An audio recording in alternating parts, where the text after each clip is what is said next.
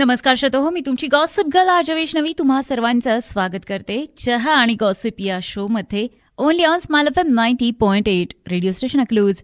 महाराष्ट्रातील एक प्रसिद्ध ऐतिहासिक किल्ला आणि छत्रपतींनी स्थापलेल्या हिंदवी स्वराज्याची राजधानी रायगड जिल्ह्यात तो महाडच्या उत्तरेस 25 किमीवर तर जंजिऱ्याच्या पूर्वेस 65 किमीवर सह्याद्री पर्वत श्रेणीतील 5.125 चौरस किमी घोड्याच्या नालाप्रमाणे आकार असलेल्या पठारावर वसला आहे. त्याची समुद्र सपाटीपासूनची उंची ही 846 मीटरवर असून सभोवती सांदोशी, छत्री निजामपूर, वाघेरी, वाडी, पाचाड, कोंझर असे खेड्यांचे गट दिसतात. रायरी हे या डोंगराचे जुने नाव. पाश्चात्य लोक त्याचा उल्लेख पूर्वेकडील जिब्राल्टर असा करीत. ईशान्येकडील लिंगाणा, पूर्वेकडील तोरणा, दक्षिणेकडील कांगोरा, चांबारगड, सोनगड, वायव्येकडील तळेगड व उत्तरेकडील घोसाळगड या किल्ल्यांची रायगडाभोवती संरक्षणाची फळी किंवा प्रभावळ उभी राहिली. हे जाणून छत्रपती शिवाजी महाराजांनी तेथेच राजधानी केली.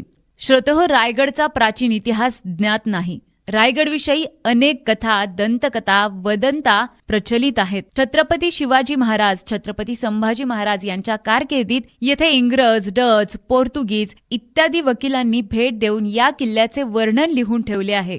त्यात Fryer, Henry Occident, Gonçalo Martins, Tomas Nicholls आदींचे वृत्तांत इतिहासावर प्रकाश टाकतात. 12व्या शतकात रायरी हे मराठे पाळेगारांचे निवासस्थान होते. 14व्या शतकात या पाळेगारांनी विजयानगरचे मांडलिकत्व पत्करले. इसवी सन 1436 मध्ये दुसऱ्या अलाउद्दीन बादशहाने तो आपल्या ताब्यात घेतला. इसवी सन 1549 मध्ये अहमदनगरच्या निजामशहाने रायरी आपल्या ताब्यात घेतली. याकूत इस्तंबोली हा त्यांचा किल्लेदार असतानाच आदिलशहाच्या वतीने हैबत खानाने रायरीवर हल्ला केला आणि आसपासच्या प्रदेशांसह किल्ला जिंकला. त्याने राजे पतंगराव यास किल्लेदारी दिली. पुढे मलिक जमरून हा हवलदार झाला. पुन्हा हा किल्ला निजामशाहीत गेल्याचे दिसते. मोगलांनी निजामशाही नष्ट केल्यानंतर आदिलशाहीचा झालेल्या करारानुसार रायरी आदिलशाहीकडे आली. आदिलशहाने 1636 ते 1644 दरम्यान जंजिऱ्याच्या सिद्दी घराण्यातील इब्राहिम, सय्यद कब्बरी व शेख अली यांना हवालदारीचे हक्क दिले. नंतर चंद्रवार मोरे यांच्याकडे रायरी आदिलशाहीतर्फे गेली.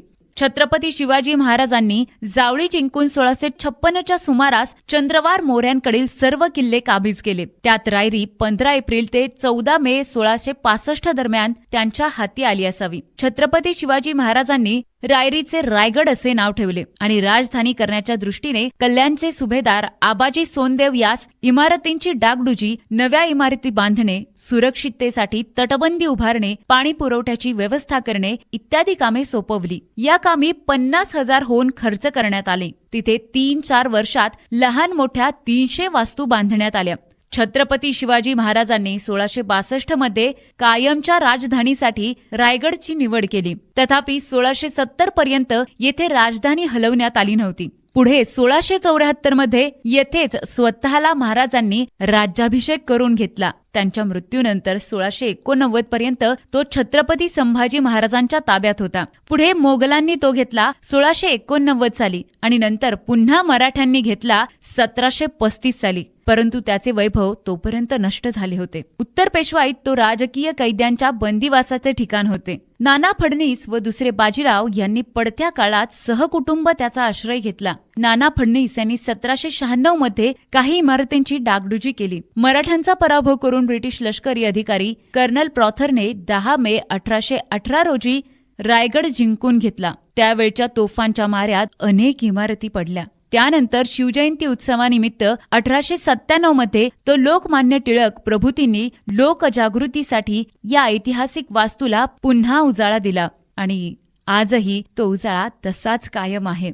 रायगड किल्ल्याचे 4 भाग आहेत. 1 श्रीगोंदे टोक, 2 टकमक टोक, 3 हिरकणी टोक आणि 4 भवानी टोक. भवानी टोक या भागात अनेक वाडे व तलाव असून टकमक टोक ही कडे लोड करण्याची जागा आहे असं मानलं जातं. हिरकणी टोकाच्या शेवटी बुरुज असून तेथे हनुमानाचे शिल्प व काही तोफा आहेत. किल्ल्यावर वाडेश्वर म्हणजेच सध्याचे जगदीश्वर मंदिर, मंदिराच्या दक्षिणेला 2 कोठारे व 12 टाकी नामक पाण्याच्या टाक्यांचा समूह आहे. श्रोताहो, या किल्ल्यांची जर तुम्ही वास्तू पाहिली ना तर ते किल्ले अगदीच परिपूर्ण आहेत. म्हणजे प्रत्येक गोष्टींची काळजी म्हणजे इत्तंभूत काळजी त्यावेळी घेतली आहे. आणि छत्रपती शिवाजी महाराजांच्या प्रत्येक किल्ल्यावरती आपल्याला महादेवाचं मंदिर हे सापडतच. आणि त्या मागे देखील छत्रपती शिवाजी महाराजांचा एक खूप मोठा असा विचार होता. कारण आपल्या सर्वांनाच माहित आहे की महादेवाच्या पिंडीचं टोक हे उत्तर दिशेकडे असतं आणि त्यामुळे त्या काळातही आपल्याला दिशा समजण्यासाठी प्रत्येक किल्ल्यावरती छत्रपती शिवाजी महाराजांनी महादेवाची पिंड स्थापन केली असावी असा विचार इतिहासकार सांगतात. रायगड किल्ल्यावर 2 शिलालेख असून ते दोन्ही वाडेश्वर मंदिराच्या नगारखान्यावर आहेत. एका शिलालेखात महाराजांनी गडावर कोणकोणत्या वास्तू बांधल्या त्याविषयी माहिती असून दुसऱ्या लेखात गडावर बांधकामे करणाऱ्या अधिकाऱ्याचे म्हणजे हिरोजी इंदुलकर यांचे नाव आहे. नगारखाना, मनोरे, बुरुज, मंदिरे इत्यादी काही तुरळक वास्तू वगळता रायगडावरील बहुतेक इमारती आज नष्ट झालेल्या आहेत. त्यांचे भग्न अवशेष इतस्ततः विखुरलेले असून त्यांतून वास्तूच्या भव्यतेची कल्पना येते. रायगडावर पाचाडकडून वाडी मार्गे जाणारा रस्ता अधिक सोयीचा आहे. दक्षिणेकडील वाघ दरवाजाशिवाय किल्ल्याला महत्वाचे असे पश्चिमेला महाद्वार आहे. इतर बाजूंनी कातळ व काही ठिकाणी तटबंदी आहे. नाणे दरवाजा हे रायगडाचे सुरुवातीचे प्रवेशद्वार असून तेथून अंदाजे 200 मीटर उंचीवर महादरवाजा आहे. सध्याच्या पायऱ्यांच्या वाटेवर चित्त दरवाजा नावाचा एक लहान दरवाजा वाळूसरे होता. सध्या तो अस्तित्वात नाही. महादरवाजाच्या अलीकडे 22 मीटर उंचीचे 2 बुरुज आहेत व पुढे भव्य महादरवाजा आहे. पहारेकऱ्यांसाठी देवड्या असून दक्षिणेस तटबंदीमध्ये आडवाटेला चोर दरवाजा आहे. पुढे अंदाजे 125 मीटर चढून गेल्यावर रायगडचा सपाट भाग आहे. त्याजवळ अंडाकृती हत्ती तलाव आणि पुढे गंगासागर तलाव आहे. त्याच्या दक्षिणेस 2 मजली उंच 2 मनोरे आहेत. मंडळी, आज जरी या गडाचे अवशेष आपल्याला फक्त पाहायला मिळतात परंतु त्या अवशेषांवरून आपल्याला त्या गडाची भव्यता समजते. आणि मला असं वाटतं की कुठेतरी पुन्हा एकदा या सगळ्या किल्ल्यांची, या सगळ्या वास्तूंची डागडुजी ही व्हायलाच हवी आहे. गंगासागर तलाव याच्या दक्षिणेस 2 मजली उंच 2 मनोरे आहेत. मनोराच्या पश्चिमेस बाले किल्ल्याचा पालखी दरवाजा लागतो व त्याच्या विरुद्ध दिशेला मेणा दरवाजा आहे. बाले किल्ल्याचे क्षेत्रफळ हे 300 बाय 150 मीटर असून सभोवती तटबंदी होती. आतील बाजूस जीर्ण झालेल्या इमारतींच्या 2 रांगा लागतात. उजवीकडे राण्यांचे 6 महाल असून डावीकडे चाकरांच्या खोल्या होत्या. त्या सर्वांची सांडपाण्यासह उत्तम व्यवस्था केली होती. राण्यांच्या महालाच्या समोर छत्रपती शिवाजी महाराजांचा राहता वाडा आहे, ज्याचा उल्लेख रायगडावरील शिलालेखात आलेला आहे. वाड्याच्या दक्षिणेला कचेऱ्या असून पूर्वेला दिवाणी खास आहे. बाले किल्ल्याच्या मध्यभागी सिंहासनाचा चौथरा असून तो सुस्थितीत आहे. सिंहासनासमोर कारंजे असून त्यापुढे पूर्वेला 16 मीटर उंचीचा भव्य नगारखाना आहे आणि बाले किल्ल्याचे प्रमुख प्रवेशद्वार आहे. येथेच छत्रपती शिवाजी महाराजांचा दरबार भरत असे. याचं वर्णन ऐकूनच अंगावर शहारे येतात. मग छत्रपती शिवाजी महाराज स्वतः त्या सिंहासनावरती आरूढ होत असतील, तो क्षण किती मोलाचा असेल, नाही का? नगारखान्याच्या पूर्वेस कुशावर्त नावाचा तलाव आहे व जवळच श्रीगोंदे टोक आहे.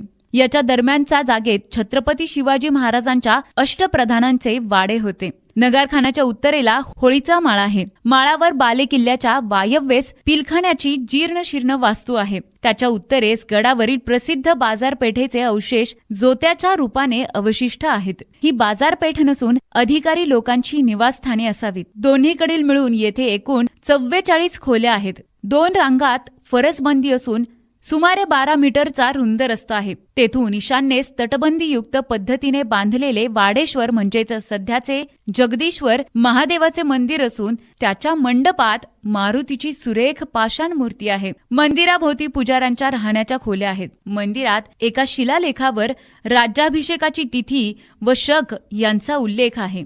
मंदिराच्या पूर्व दरवाजाच्या पुढे छत्रपतींची समाधी व घुमटाकृती स्मारक आहे. त्याच्या समोर वाघ्या कुत्र्याचे स्मारकही आहे. रायगडवरील इमारतींचा कालदृष्ट्या शोध घेण्यासाठी त्याचे पुरातत्वीय सर्वेक्षण होणे गरजेचे आहे. किल्ल्यावर पुरातत्व विभागातर्फे 1957 ते 58 पासून ते 2020 सालापर्यंत साफसफाईची कामे चालू आहेत. त्यामध्ये अनेक वास्तू उजेडात आल्या आहेत. छत्रपती शिवाजी महाराज व छत्रपती संभाजी महाराजांनंतर किल्ला आधी मोगल आणि नंतर सिद्दीकडे गेला. पेशवाईत देखील गडावर फारसे नव्याने बांधकाम झाले नाही. येथील वास्तुशैलीविषयी तज्ज्ञांत मतैक्य नाही. प्रसंगोपात त्यात काही स्थानिक वास्तुविशेषही मिसळलेले दिसतात. श्रोतहो, रायगड किल्ला आजही आपल्या मनामध्ये जिवंत आहे आणि तिथे सुद्धा तो जिवंतच राहायला पाहिजे. आणि म्हणूनच मला असं वाटतं की जेव्हा केव्हा तुम्ही कोणत्याही किल्ल्यांना भेट द्याल, तिथे एक काम तुम्हाला करायचं आहे, ते म्हणजे त्या किल्ल्यांचं पावित्र्य तुम्हाला राखायचं आहे. आपल्या भारताचा इतिहास तो आहे, आपल्या भारताची धरोहर ते किल्ले आहेत. आणि म्हणून तिथे भेट देताना किल्ल्यावरती जाऊन वाढदिवस साजरे करणं, वाढदिवसांच्या नावाखाली अंमली पदार्थांचं सेवन करणं किंवा मग तिथे कॅम्पिंग करणं किंवा मग तिथे जाऊन काही अन्नपदार्थांचं सेवन करणं, या गोष्टी करू नका. जरी तुम्ही अन्नपदार्थांचं काही सेवन केलं तर तिथे आपण घाण करणार नाही याची काळजी मात्र तुम्ही घ्या. कोणत्याही किल्ल्यावरती जा, कोणत्याही गडावरती जा, तिथे छत्रपती शिवाजी महाराज आहेत आणि त्यांच्यासमोर आपण त्यांच्या किल्ल्याचा, त्यांच्या गडाचा मान ठेवलाच पाहिजे. तिथे जाऊन कोणत्याही प्रकारच्या बॉटल्स, प्लास्टिकच्या बॅग्स अजिबात कचरा करू नका. आणि एकच सांगणं आहे, छत्रपती शिवाजी महाराजांच्या या वारशाचं जतन करा, एक भारतीय नागरिक म्हणून, एक मावळे म्हणून. जय शिवराय.